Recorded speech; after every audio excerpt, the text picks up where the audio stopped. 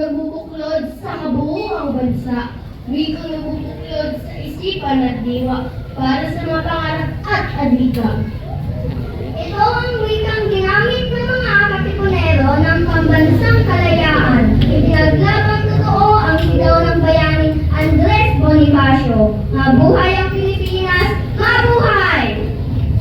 Inamin natin at pamamahalin, wikang ibinigay ng Amang Diyos sa atin. Hininay sa Kanya kundi mang awitin, tanay pasasayahin, sanggol patutulugin. Ito'y unang ginamit ng wikang Tagalog, ang wikang binigay sa mahal-likang Tago-Ilog.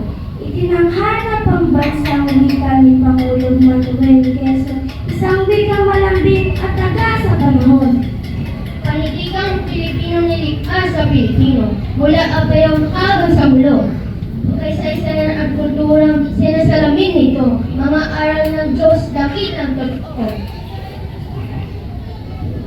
Ibigin itong wika, tuloy palaganapin. Bagamat dialekto ay di dapat limutin, kahit wikang Ingles ay sadyang pagbutihin, Pilipino pa rin ang siyang kairalin.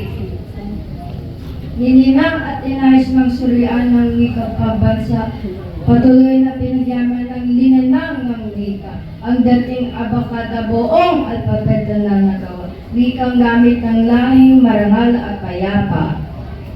O Pilipino, o mga mayang Pilipino, sa pagdaraan nitong ikatlong millennium, saan man tayo mapunta, saan man magtungoy karangan, ipagmalaki wikang Pilipino!